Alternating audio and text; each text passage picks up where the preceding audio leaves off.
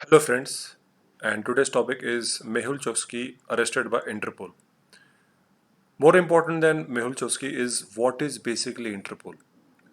News regarding Interpol comes, on a daily basis, on a regular basis in the newspaper. So we should know what this organization is all about. So let's start today's lecture. Fugitive Diamantier Mehul Choksky, who had recently fled from Antigua and Barbuda, was captured in neighboring Dominica after an Interpol yellow notice was issued against him.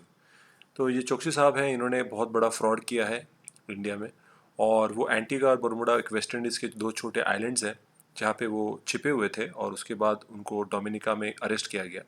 तो interpole ने एक yellow notice नाम की एक notice जाहिर की जिसकी वजह से इनको अरेस्ट किया गया। तो इन्होंने भागने से पहले भारत में 13,500 करोड़ का लोन फ्रॉड किया पंजाब नेशनल बैंक के साथ। और 2008 से ये एंटीगा और बरमुडा की सिटीजनशिप लेके वहाँ पे रह रहे हैं। तो हमें मालूम करना है कि ये अलग अलग टाइप के नोटिस क्या होते हैं इंटरपोल के। पहले देख लेते हैं कौन से टाइप्स के नोटिस होते हैं। जो रेड नोटिस उनके लिए होता है जो वांटेड पर्सन्स हैं, ठीक है। जैसे टेररिस्ट होते हैं वो वांटेड पर्सन्स होते हैं तो उनके लिए रेड नोटिस जारी की जाती है, जैसे ओसामा बिन लादेन के लिए की गई थी। येलो नोटिस जो लोग मिसिंग है, जिनको लोग ढूंढ रहे हैं, ऑर्गेनाइजेशंस गवर्नमेंट्स ढूंढ रहे हैं, जैसे कि चौकसी साहब, तो उनके लिए yellow notice. Blue notice is for additional information. Interpol organisation जो है, जब उसको कोई इंफॉर्मेशन चाहिए किसी देश से, किसी इंटरनेशनल ऑर्गेनाइजेशन से, तो वो ब्लू नोटिस जाहिर करते हैं, तब जाके उनको इंफॉर्मेशन मिलती है।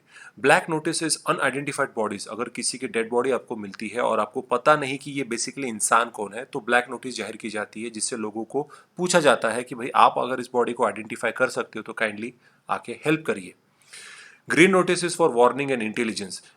साइबर अटैक्स, टेररिस्ट अटैक्स, ये इसके लिए वार्निंग्स देनी पड़ती है। अगर इंटरपोल को पता चलता है कि अगर कुछ टेररिस्ट एक्टिविटी या कुछ साइबर अटैक होने वाला है, तो वो वार्निंग्स देते हैं उस देश को कि आपका देश खतरे में है, तो उस हिसाब से आप आगे का एक्शन प्लान बना के रखिए।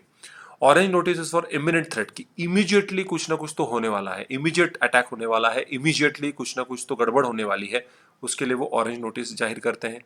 Purple notice is for modus operandi, कि वो काम कैसे करते हैं, उनका प्रोसीजर कैसा होता है। जब भी उनको इन्वेस्टिगेशन करने के लिए किसी गवर्नमेंट या किसी स्टेट जाना पड़ता है, किसी कंट्री जाना पड़ता है, तो वे पर्पल नोटिस उनको दे देते हैं कि देखिए ये हमारा काम करने का तरीका है। Interpol UN security council special notice, जो ग्रुप्स और individual subject to UNC sanction, जिनके खिलाफ सैंक्शन किया जाता है, कि यूनाइटेड नेशन सिक्योरिटी काउंसिल किनको बोलता है कि इस देश के साथ, इस देश से पेट्रोल नहीं खरीदना, इस देश से कोई भी रिलेशनशिप नहीं रखना, इनके लिए एक अलग से नोटिस जारी की जाती है। तो ये अलग अलग टाइप्स के नोटिस हैं। उसके बाद अभी देखते हैं कि भैया ये इंटरपोल है क्या। It's an international criminal police organisation, या शॉर्टकट इंटरपोल, जिसके अंदर 194 मेंबर्स हैं, इंटर गवर्नमेंटल ऑर्गेनाइजेशंस हैं। तो ये इंटरनेशनल पुलिस है, अगर मुझे शॉर्टकट में आपको बताना हो तो। इसका हेडक्वार्टर लायन करके एक डिस्ट्रिक्ट है जो फ्रांस में है, वहां पे ये सिचुएटेड है। It was formed in 1923 as international criminal police commission, okay. और 1956 के आगे ये अपने आप को इंटरपोल करके कहने लगे। इंडिया ने 1949 में ज्वाइन किया, तो one of the oldest members हैं हम तो। इंडिपेंडेंस के बाद इमीडिएटली इंडिया ने ज्वाइन किया इनको। अभी इनके जो ग्लोबल पॉलिसिंग गोल्स हैं, चलिए उनके बारे में बात करते हैं कि इनका बेसिक गोल क्या है, इनका बेसिक फंक्शन क्या है।